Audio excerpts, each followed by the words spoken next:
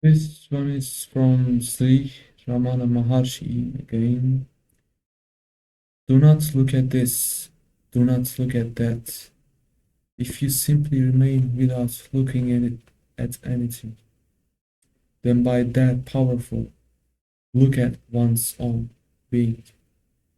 That is by that powerful attention to self, I am. You will become the supreme reality, which has the outlook of the unlimited space of consciousness. So you have only the outlook because you're not just accompanying those kinds of illusions, but you are listening and reading and watching all those kinds of unlimited space of consciousness. And you have that outlook by becoming that supreme reality, the real truth, the only and the one truth. So the true purpose in here, understanding this quote, is become like or become the supreme reality. From Rumi, the only lasting beauty is the beauty of the heart, not the mind, not the products of the mind, not the conditions created by the mind, but the silence of the heart and the acceptiveness of the heart and the unconditional love of the heart. So when you become to understand this kind of teaching or information, you will travel to your heart from your mind and your brain.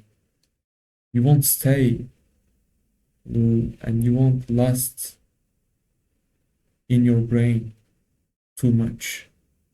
So the only destination that we have to arrive and stay at that location is the heart, the center of all the things. So the center, the 0 point of all the things is actually chancefully and by a good chance deprived of all the illusions and all the conditions that are outside of the center. So it is the ultimate destination that we have to arrive, the heart, the center of all the things, far from all the things, but you can see in all aspects of the from the many perspectives, from the unlimited perspectives, you can see all the things, products of the mind from that location, your heart, not from the mind. You can easily perceive the mind's products, but you can perceive them from your heart. Do understand that you are destined for enlightenment. Cooperate with your destiny. So uh, it's your destiny. Cooperate with your destiny. Don't go against it, and don't thwart it. Allow it to fulfill itself. All you have to do is to give attention to the obstacles created by the foolish mind. So it's the same, yes, the same topic as we talked about in the previous quote. So the our only purpose here is to realize that the information or the knowledge that the idea that tells us the mind exists is also a lie created by the mind by itself. So it makes it foolish mind. So when you don't accept that truth, you cannot cooperate with your destiny. You just be separate from that kind of destiny.